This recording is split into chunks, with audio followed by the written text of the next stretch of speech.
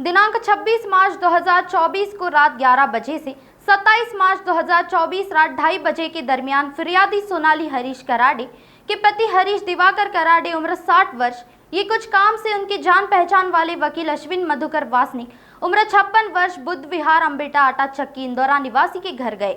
वहां मृतक हरीश व उनके वकील अश्विन वासनिक के बीच किसी कारणवश वाद निर्माण हो गया। आरोपी वकील और उनके बेटे आविष्कार अश्विन वासनिक उम्र 23 वर्ष ने साथ मिलकर हरीश दिवाकर के साथ मारपीट कर उनको जान से मार दिया। इस मामले में फिरियादी सोनाली कराडे ने पुलिस स्टेशन में मामला दर्ज कराया। जरीपटका पुलिस ने इस मामले में छानबीन कर कार्रवाई करते हुए आरोपी के खिलाफ मामला दर्ज कर दोनों आरोपियों को गिरफ्तार कर लिया है और आगे की जांच पुलिस कर रही है। पहाटे 3-3:30च्या दरम्यान आमच्या पोलीस पथकाला माहिती मिळाली होती की मोठा बौद्ध विहार इंदोरा या ठिकाणी गल्लीमध्ये एका इसमाचा बेशुद्ध पडलेला आहे। स्पॉटवर जेव्हा PSI मारुती जंगलवार आणि पथक गेले होते त्या ठिकाणी जाऊन पाहणी केली तर वासनिक परिवाराच्या घरामध्ये एक मृतक मिळून आला।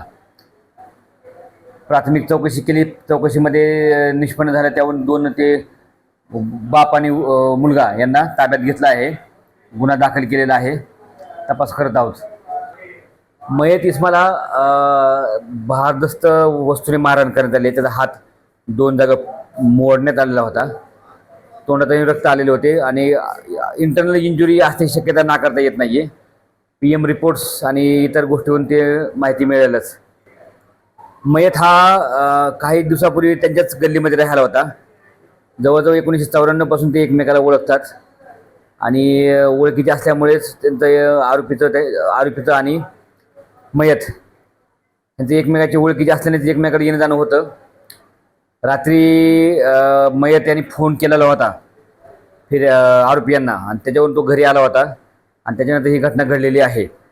तशी माहिती मिळाली तात्काळ पोलीस आमचे पथक त्या ठिकाणी गेले आणि तात्काळ आरोपींना ताब्यात घेतलं। त्यावेळेस नागपुर समय गली से दिल्ली तक